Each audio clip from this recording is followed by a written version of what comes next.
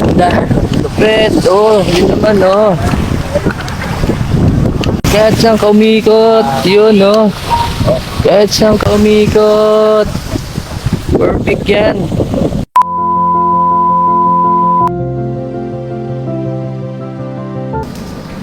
Good morning everyone, nandito tayo ngayon sa Boracay kung saan makikita natin kung gaano kaganda dito sa Boracay.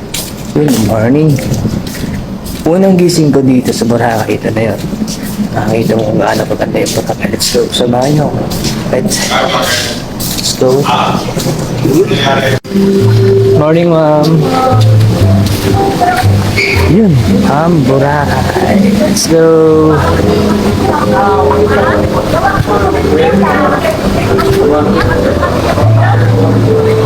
Ganito, kaganda ang Boracay ngayon. Wow! Woo! Let's go!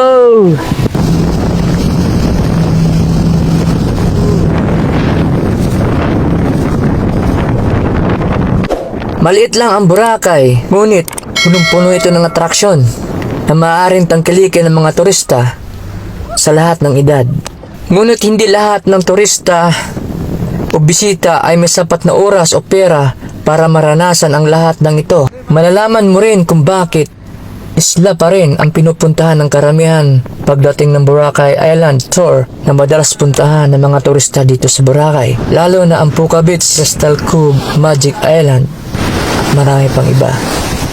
Kaya ito ang napili namin puntahan, ang Puka Beach, dahil isa ito sa pinakamaganda tanawin dito sa Boracay, ang Puka Beach. Puting buhangin at mga maaamong guide at kadalasan mga souvenirs ang makikita mo dito. Sobrang puti at pinong buhangin na malamig sa paa at tahimik na kapaligiran ang mararanasan mo dito sa Puka Island. Woo! Good morning! Yun, nandito tayo sa Boracay. Good morning po. Good morning, yan Sal. Good morning po, yan. Yun, 2015, nung maalala ko, sa pinakamagandang talagang pasyalan dito sa Pilipinas, yung Boracay. Yun, kitang-kita naman kung gaano kaganda yung lupa talaga dito. At ang lupit, di ba? Sa pinakamagandang site ng Boracay. Sulit talaga. Saka napakaraming foreigner dito. Nung panahon ng 70s, isang dayuhan na pumunta dito sa Pilipinas at pumunta sa Boracay para makita ang lugar na to. Sinamantala niya o kumuha siya ng mga larawan o pictures dahil sa sobrang ganda nito. Kaya naman nga siya kuninto at binahagi ang mga larawan. Nagsimula makilala ang Boracay sa pinakamagandang tourist spot.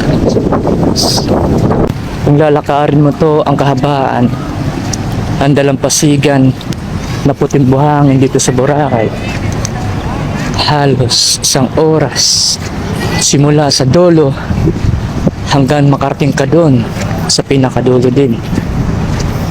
Simula sa umpisa hanggang sa dulo,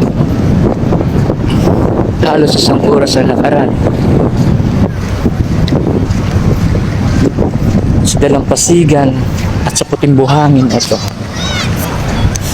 nagpapatunay lamang kung gaano kaganda ang buhangin at ganda ng tanawin ng Boracay.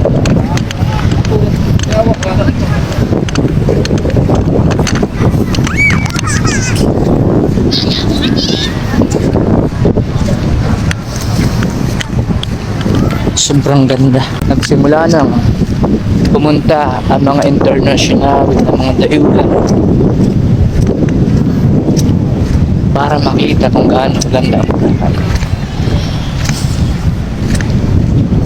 Sa ngayon, isa na itong kilalang number 1 na tourist spot dito sa Pilipinas.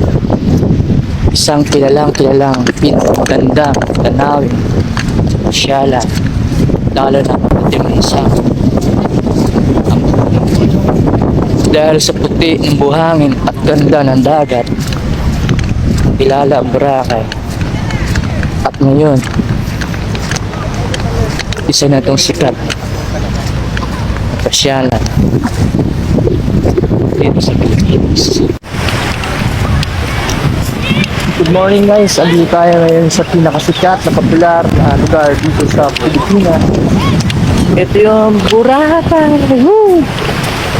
Isa sa pinakamagandang lugar dito na matatagpuan kung saan dinadayo ng mga legit to guys, legit talaga. Sobrang lupit. Oo. Hindi pa summer yan ha, pero napakarami ng tao. Doon.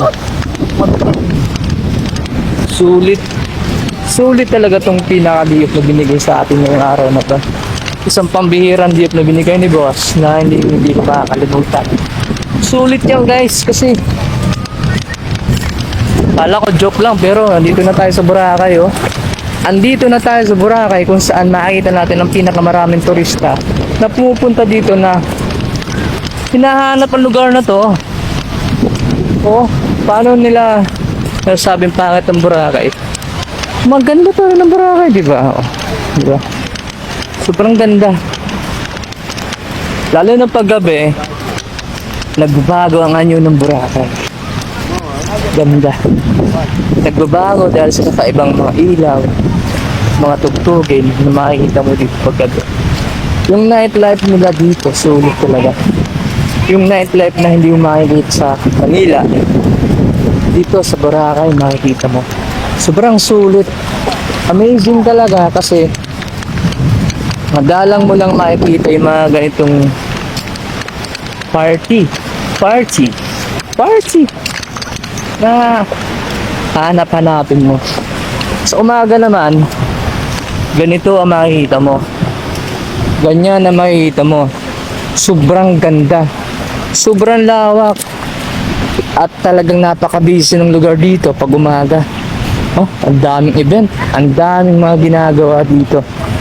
Kung kakausapin mo ang isang tao, kung tatanungin mo nga ang isang tao, anong masasabi mo sa Boracay? Ang sagot nila ay amazing. May isa ako nakakakwentuhan kagabi.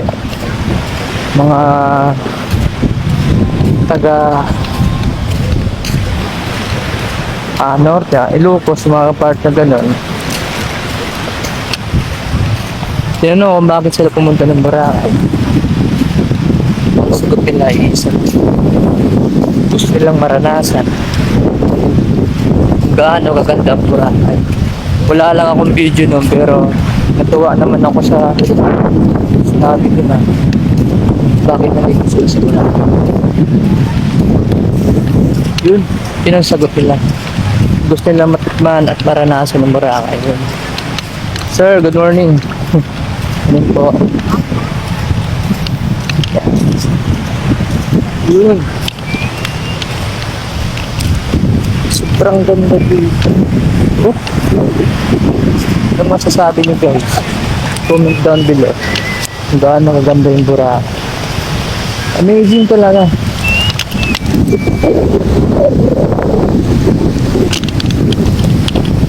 Diba? Maamis na sumagal. Malinis yung buhangin. Maraming naliligo. Yan, ganito umaga. Hindi pa summer yan ha. Pero ganito na ang sitwasyon pag umaga. Lalo na siguro pag dumating yung mahal na araw. Malamang puno to. Puno to guys. Kasi after pandemic, ito na naman. Sobrang ganda. 2018, before pandemic, talagang yung Boracay, nirelocate na yung ibang mga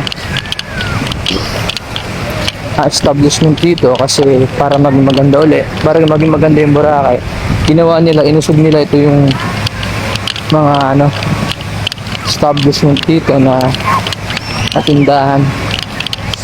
Kaya ito, sobrang lawak ng area. Sobrang ganda.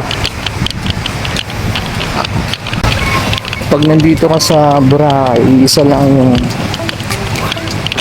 mood ng tao dito. maging masaya.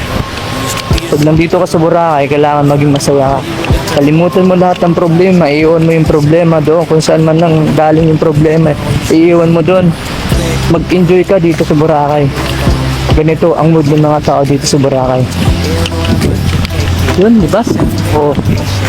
Oo, di ba? Oo, sulit.